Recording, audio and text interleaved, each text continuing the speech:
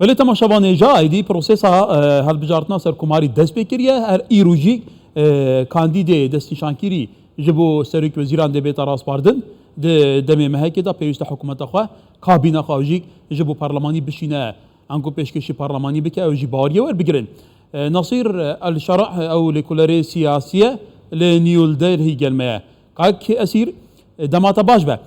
Êdî piştî salek û sê rojan derencam civîna parlemanî hate kirin û derencam jî derdorên parlemanî têne mûşekbarankerî li her çawa proses birêve diçe. Tu vî tabloçat bînî gel û fi'len wê berbestên konkrêtiyên prosesa siyasiya Iraqê bişkêne?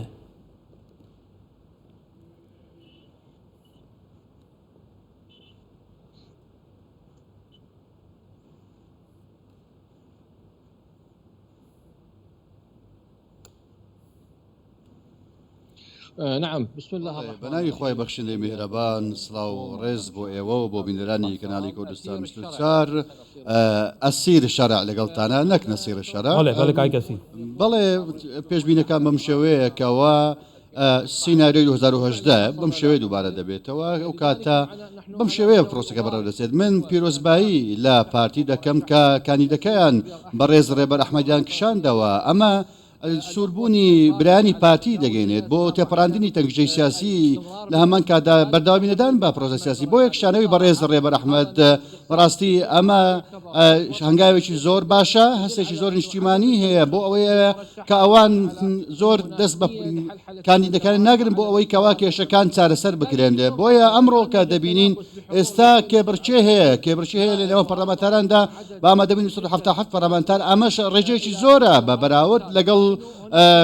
کۆبنەوەکانی پێشتر نیازێکی جدی هەیە بەتایبەت دوای راپۆرتەکەی پلاسخان لە ئەنجومەنی ئاسایش بۆ پێکەنانی حکوومەتدا دۆخەکە ئاڵۆستر دەبێت لە عێراقدا پێویستە حکوومەتێک هەبێت حکوومەتێکی وەکالەت نا حکوومەتێکی بەهێز هەبێت لە عێراقدا بۆیە هەموو لایەنەکان پێکاتەکان جدیەتیان هەیە بۆ پێکەنانی حکوومەتدا ئەوەی کە ئێستا ڕوو دەدات پێمان وایە ئاراستێک بۆ هەڵبژاردننی دکتۆر لەتیف ڕەشید کە دەبێتە کاندیدی یەکلاکەرەوە ئەوە دەبێتە پێمان وایە دەبێتە جێگەی ڕەزامەندی هەمان بێتە سەر کۆمەر دەنگدانەکە بەم ئاراستەیە دەبێت لە ڕێگەی دەنگدانی هێنیەوە پێمان وایە کە دکتۆر لەتیف ڕەشید دەبێتە سەر کۆماری داهاتوو دواتر محەممەد شیع سوودانی ڕادەسپێردرێت بە سروشتی بۆ سەرپۆستی سەرۆکوەزیران بۆیە ئێم پێم وایە ئەگەر هاتوو تەواوی هێزە سیاسەکان پاڵپشتی لە حکوومەتی محەممەد شیع سوودانی بکەن ئەو حکوومەتە سەرکەوتوو دەبێت ئەو حکوومەتە ساڵی وەکو حکوومەتی ساڵی 2010 نابێت ڕاستە ئێمە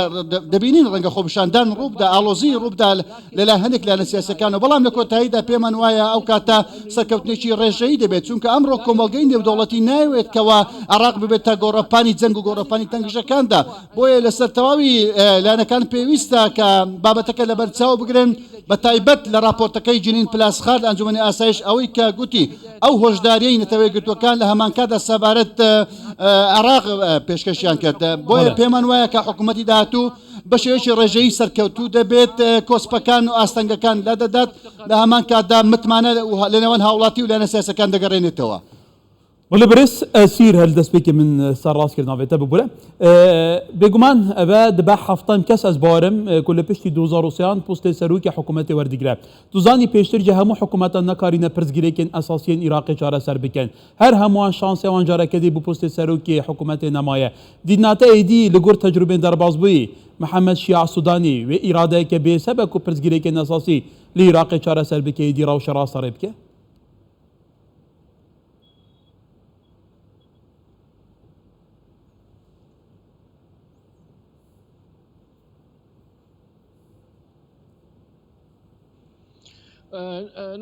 بەڵێ سیرکە کاتێک ئێمە سەری کارنامەی حکوومەتمان کرد بۆ محەممەد شیع سوودانی ئەو کەسایەتە یەکەم شێت ئەو هیچ دۆسیەکی گەندەڵی لەسەر نییە بەڕاستی تۆمەتبار نییە بە هیچ دۆسیەکدا لە هەمان کاتدا هەندێک مەرزی هەیە بۆ چوارچەوەی هەمانجی تەواوی لایەنە سیاسیەکان کەوا دەستوەردان نەکرێت لە بۆ هەڵبژاردننی وەزیرەکاندا بۆیە پێمان وایە بەڕێز محەممەد شیع سوودانی بە جۆرێک لە جۆرەکان سەرکەوتوو دەبێت لە لێک نزیککردنەوەی یاخود بڵێن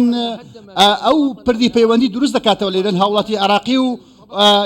لایەنە سیاسەکاندا جارێکی دیکە متمانە دروست دەبێتەوە ئەم پردی متمانە دروست دەبێتەوە لە لێوان هاوڵاتی و لایەنە سیاسیەکانی عراقیدا. بۆیە ئێمە ئەگەر هاتوو بەراوردی هەرێمی کوردستان بکەین لەگەڵ پارێزگەکانی باشووری عراق و ناوەڕاستی عراقدا بەڕاستی ئێمە دەبینین بەڕاستی جۆرێک لە قوبوڵی هەیە لە هەرێمی کوردستاندا، بەڵام ئەم قوبوڵیەتە بۆ لایەنە سیاسەکان لە پارێزگەکانی باشوور و ناوەڕاستی عراقدا بوونینە، تەنانەت لە پارێزگەکانی ڕۆژئاواش جۆرێک لە جۆرێک لە مەقبوڵەتی سیاسی هەیە بەڵام ئەمڕۆ پێویستمان مەچیە، پێویستمان بە گەرانەوەی متمانە هەیە. محەممەد شیع سوودانی دوای پێکێنانی حکوومەت دوای ڕاستپاردنی هەندێک شرۆڤە هەیە لە لەی لایەنەکانی سواتێ هەمەج ئەم کەساتی هەڵبژێردراوە کە من پێم وایە سەرکەوتوو دەبێت لە ئیدارەدانی قۆناغی داهاتووی عراقدا بۆ ئەوەی کەوا ئەم قۆناغی داهاتوو درێژکراوەی ئەوەنە بێت کەس تێدا سەرکەوتوو بوون بۆ ئێمە دەرفەتێک بدەین 6 مانگێک ساڵێک دەرفەتیان پێ بدەین بۆ ئەوەی ئەم کەسایەتیە کەرنامەی خۆی بسەپێنێت یاخۆت هێزی خۆی بسەپێنێت و کاری خۆی لەسەر جەمدۆچەکاندا بسەپێنێت بەبێ پاڵپشتی لایەنە سیاسیەکان شیعی بێت سونی بێت کوردی بێت پێمان وایە ئەو کاتا بەڕێز سوودانی سەرکەوتوو نابێت. ئەگەر هاتوو لایەنە سیاسیەکان پاڵپشتیان لەم محەممەد شیع سوودانی کرد ئەو کاتا حکوومەت سەرکەوتوو دەبێت ئەو کاتە هەمووشمان پێمان وایە کەوا سەرکەوتنیان دەوێت بۆ ئەوەی کەوا ئەم قۆناغش تێپەڕێنن. ولی یادگەرە ناوە پەرلەمانیدا 277 پەرلەمانتار بەرهەبوونە و چارچوبێ پەیمانیا ئیدارەکردنا دەوڵاتێدا پەڕانیا عالی پشتەوانیا سودانی دیکەن لە ئەم ژبیر نەکەن بڕێز ئەسیر تیارێ سەدر لە دەرڤەر لە دەستپێکی لە دژی کاندیدکردنا سودانی بووە تو vê rewşê çat bînî gelo eker ew careke din şareî pir ve an şareî bi azrînî wê rew çawa bît.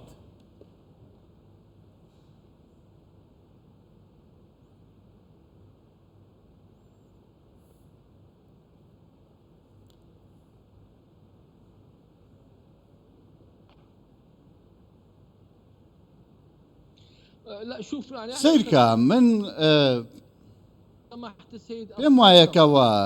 ڕەوتی سەدر ئەگەرچی ئەوە لە دەرەوەی بابەتەکەدان بەڵام پێم وایە پرۆسەکە بەم شێوە بەرەو دەچێت حکوومەتی داهاتوو پێک دەهێنرێت کاتێک هەیە بەڕێز مختەر لە سەدر کاتێکدا دەنێت دوور لە شەقامی سەدری دوور لە زۆرینەیشی بێدەنگ کە هەیە کە تاوەکو ئێستا ئەم سیاسیانە بە گشتی ڕەت دەکاتەوە بەڵام من قسە لەسەر بەڕێز مقتەدا سەدر دەکەم پێم وایە بەڕێز سەدر دەرفەتێک بە حکوومەتی داهاتوو دەدات دەرفەتێک دەدات لەنێو خۆی و ئەوان دەبوو ئەوەی کەوا سەرکەوتوو بێ ئەگەر هاتوو حکوومەتی محەممەد شیع سوودانی سەرکەوتوو نەبوو ئەو کاتا گلۆپی سەوز بۆ تەواوی عراقیەکان هەڵدەکە نەک تەنها بۆ شەقامی سەدری بۆ ئەوەی کەوا شۆڕش بکەن دژی ئەم حکوومەتە ئەگەر هاتوو سەرکەوتوو نەبوو هەموو لایەنە سیاسیەکان پێم وایەکەوە سەرنەکەوتی ئەم حکوومەتە بەڕاستی ئەمە دۆخێکی زیاتر دروست دەکەن کە خراپتر دروست دەکات و بەهێزتر لە خۆپشاندنەکەی ساڵی 2009دا بۆیە پێمان وایە ڕاستە کە ڕەتکردنەوەیەکێ لەگەڵ هەندێک لایەنە سیاسیەکان بۆ ئەم دەم و چاوە کۆنەکان ئەگەر هاتوو ڕاست بڵین لە هەمان کاتدا فەرمانی سەدر بۆ ئەوەی کەوا ئەم دەم و چاوە کۆنانە دوای ساڵ 2023 نەمێنن لە پرۆسی سیاسیدا بەڵام ئەگەر هاتوو پەرلەمان سەرکەوتوو بوو لە پێکردنی حکوومەت بەڕێز سەرۆکی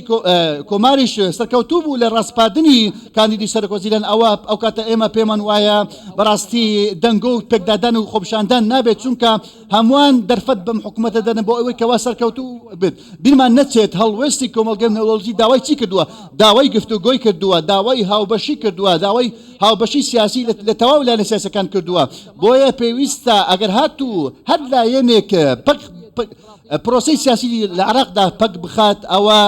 ئەنجومەنی ئاسایش ئەو کاتا قسەی خۆی دەبێت لە هەمان کاتدا کۆمەڵگەی نێودەوڵەتی هەڵوێستی تونی دەبێت بەرامبەر پرۆسی سیاسی عراقدا کە دەیانەوێت پرۆسی سیاسی دیموکراسی لە عراقدا پەک بخەن پرۆسی دیموکراتی پەک بخرێت سیرکە کۆمەڵگەی نێودەوڵەتی چی دەوێت لە عراقدا لە قۆناغی داهاتوودا دەیەوێت عراقێکی هێوری هەبێت عراقیش تەقامگیر هەبێت سیرکە لەگەڵ پێشبەچوونەکانی زەنجی رووسیا ئۆکرانیا ئێستا دەیانەوێت کە عراق بێت دوور بێت لە تەنگژە ئارام بێت بۆ ئەوەی کەوا عراقێک بێت دەستپێک بێت بۆ هەناردەکردنی وزە بۆ وڵاتانی ئەوروپا و وڵاتانی جیهان لە جیاتی وزەی رووسیادا بڵێ ولی لمش بیرنکن عراق روبرو کومک تحدیات جدی بویه بونمونه دستوردان ولاتین در دورش بلی دستوردان دناف کاروبارین حکومت دستوردان مترسیدارین لشکری هنه داماندم دال عراق دنافخای عراق جی پرزگریکن جدی هنه کار به بنماین سرکین دستوری نایت گرن پرزگریکن برا هولیر بغدا هنه بدین ناتا گلو حکومت بیت و اراده که وصای پیس هبه کوفان تحدیاتا باش اداره بکه و درباز بکه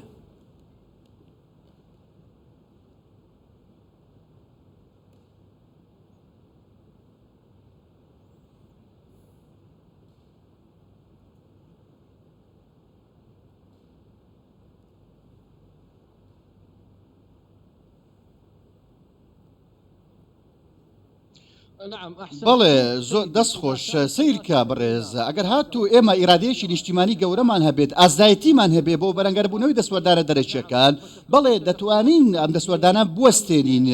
دەسوەردانەکان چیتر نێدن کە تەنگژە لە عراقدا دروست بکەن لە هەمان کاتدا سیرکە ئێستا ئێمە سەرکردایەکی دانەمان هەیە لە هەولێر ئیرادەیەکی زۆر نیشتیمانی گەورەمان هەیە لەلایەنە سیاسەکان لە بەغدا لە هەمان کاتدا بۆ تەپڕاندنی تەنگژەکان و بەردەوام درێژەنەدان بە تەنگژەکان و دەسوەردانە دەرەکیەکان عراق بەڕاستی دەسوەردانێکی زۆری هەیە نابێت ئەم دەستوەردانانە بەڕاستی بەردەوام بن بۆیە سیرکە ئێمە بەڕاستی دانایەکی سیاسیمان هەیە بۆ ئەوەی تێپەڕاندنی تەنگژە سیاسیەکان دەستوەردانە دەرەکیەکان لە هەمان کاتدا دەبێت کۆتاییان پێ بهێنرێ ئێران بێت تورکیا بێت تەنانەت ئەمریکا بێت و بەشێک لە وڵاتانی دیکەش بێت دەبێت ئەمانە بوەستێن لە سوودەکانی کاروباری نەخۆی عراقدا بۆیە دووبارەی دەکەمەوە ئێمە سەرکردایەتیمان هەیە کە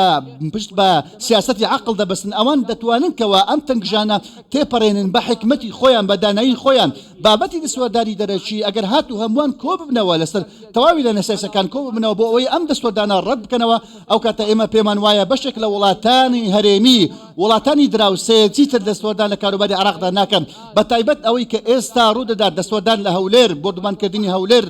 بۆ دومانکردنی بەشێک لە ناوچەکانی دهۆک و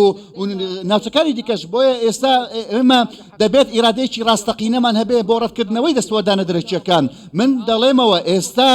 بە ژێرەی خوێنەوەکەم بەڵێ تەوافقەشی نیشتیمانی زۆر گەورە هەیە بۆ ئەوەی کەوا دشی دەسوەردانە دەرەکیەکان بوەستێنەوە چیتر دەسوەردانە دەرەکیەکان نەبێن ئەگەر هاتوو ئەم دەسوەردانە دەرەکیەکان نەبێت بەم شێوێ ئەوە دۆخەکان چارەسەر دەبن پێمان وایە ئەو کاتە چیتر دەسوەردان لە کاروباری عراقدا ناکەن ئەو کاتە هەولێر ئارام دەبێت بەغداد ئارام دەبێت باشوور ئارام دەبێت هەمووان کاری خۆیان دەبن لە پێناو سەرخستنی حکوومەتی داهاتوودا ئەو کاتە حکوومەتیش کار دەکات بۆ ئەوەی کەوا وڵاتانی دیکە ناچار بکات چیتر دەسوەردانی لە کاروباری ناوخۆی عراقدا تەماشەبانێژە لەگۆر ئەکرانی کوردستان 24 هین دشوپینن ئەف هەژمارە و هاتیە بەڵافکردن شانسێ لطیف رشید پیتره لگروان در انجامان بريس اسير الشارع ميفاني من دقل منه بريس اسير ايدي او هجمارة هات كبالاف كرن هاجد تو دشوبيني لا كرانين ما كواتا مروف دبيجة قلو ايدي كيدي بسر كمار عراقي دهات اكيد بخلا دوام جي كهال بجارتن بينا كرد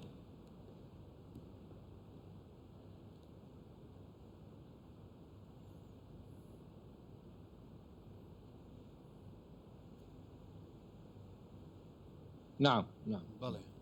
أخي العزيز برای بەڕێز سیرکە ئێستا بەڕێز هەرگ لە کەندیدەکان دکتۆر عەبدوڵلەتیف لە پێشەوەیە ئەو دەنگەکانی زیاتر دەبێت و دەبێتە سەرۆک کۆماری داهاتووی عراق پێویستی بە چەند دەنگێکی دیکە هەیە بۆ ئەوەی کەوا ببێت بە سەرۆک کۆمار ڕەنگە لە گەڕی دومی سەرکەوتوو بێت پێمان وایە داهاتووی پرۆسی سیاسی لە عراقدا جیاواز دەبێت لە ڕابردوودا من گوتم سەرەتا بەهۆ چەند هۆکارێکەوە کۆمەڵگەی نێودەوڵەتی کۆمەڵێک پێوەری هەیە بۆ پرۆسی دیموکراسیەت لە هەما کاتدا هەندێک ئاماژە هەن بۆ تەواوی لایەنەکان هەروەکو گوتم تەواوی پێکاتەکان کورد عەرەب سوننا هەمووان کە گۆڕانکاریان دەوێت دەیانەوێت تەنگژەکان تێپەڕێنن چارەسەری بێ بکەن بۆیە داهاتووی پرۆسی سیاسی لە عراقدا داهاتووی عراق لە باکوورە بۆ باشوور بەڕاستی جیاواز دەبێت لەگەڵ ڕابردوودا ئەمەش دەسلمێنن لە داهاتوودا ئەگەر هاتوو ئیرادەیەکی نیشتیمانی هەبێت گۆڕانکاری ڕاستەقینەی بووێت لە هەمان کاتدا دوای ساڵی 2023 بینیمان کە چوورەیدا دەسوەردانە دەرەکیەکان بینیمان ئایا بۆچی ئێمە گومانی لە خۆمان بکەین لە توانەکانی خۆمان بکەین بۆ ئەوەی کەوا تەنگژەکان تێپەڕێنین ئەگەر هاتوو ئیرادەیەکی نیشتیمانی ڕاستەقینە هەبێت پێم وایە کە دەتوانن لایەنە سیاسەکانی پرۆسی سیاسی عراق دەتوانن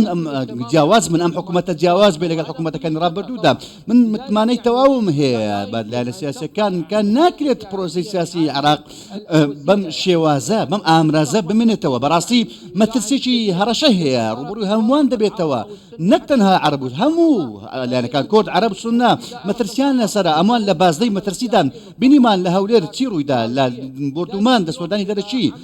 لە هەمان کاتدا مەترسیەکە بۆ سەر هەمووانە ئەگەر هاتوو هێوری هەبێت ئەوە هێوریەکە بۆ هەمووانە ئێستا بەرپرسیارەتەکە یەکگرتووە ئی هەمووان دەبێت یەکگرتوون لە نێو خۆیاندا سەردان هەبێت لە نێوان هەولێر و بەغدا لە نێوان حەنانە و لە هەموواندا پێویستە ڕێککەوتن هەبێکات ئەم تەنگژێ تێپەڕێندرێت ئەم ڕێککەوتنی گفتوگویانە دەکرێت لە هەمان کاتدا سەرەتایەک بێت دەستپێشخەرێک بێت بۆ پرۆسەیەکی سیاسی نوێ کە لە کۆتاییدا چی لێ بکەوێتەوە حکوومەتێکی سەرکەوتوی لێ بکەوێتەوە حکوومەتێکە بتوانێت داهاتوویەکی باشتر بۆ عێراق بنیاد بنێت هەموو گەلی عێراق ئێمە ئەمڕۆ پێویستمان بە چییە بە هۆشیاری سیاسێکی زۆر گەورە هەیە ڕاستپاردنی وەزیرەکان زۆر بەتوانە بن کە بتوانن وڵات بڕێوە ببن بەشێک لە وەزیرەکان دەبێت کارنامەکانی خۆیان جێبەجێ بکەن یاخود پارتە سیاسیەکان ئەگەر هات و محەممەد شیع سوودانی سەرپشک بکرێت ئەو خۆی کار بکات ئازاد بێت بۆ جێبەجێکردنی کارنامەکەی بێگومان ئەو کاتە سەرکەوتو دەبێت سەرکەوتنی محەممەد شیع سوودانی ئەمە سەرکەوتنی هەموو لایەنەکانە لە بەرژەوەندی هەموو لایەنەکانە بۆیە پێویستە هاوبەشێکی ئەرێنی هەبێت بۆ پاڵپشتیکردن لە بەرز محەممەد شیع سوودانی لە پێکردنی حکوومەتدا من متمانەی تەواوم بەلایەنە سیاسیەکان لە کورد لە شیعە و لە سوننە هەیە کە بتوانن یەکگرتوو ببن بۆ تێپەڕاندنی کۆسپەکان و ئاڵنگاریەکان لە هەمان کاتدا چارەسەرکردنی تەنگژەکان من زۆر گەشتبینم لە هەمان کاتدا بەسەرکردەکان مشە گەشتبینم وەڵامی من بۆ پرسیارەکەت ئەوەیە ئایا پرۆسەی سیاسی داهاتوو چۆن دەبێت بڵێ من دەڵێم جیاواز دەبێت لە خولەکانی چوار خۆلی ڕابردوودا برێس ئەسیر ئەلشەرع لێکولەری سیاسی لە نیۆ دەلهیت گەلمە بۆ ئێبارێکە خۆش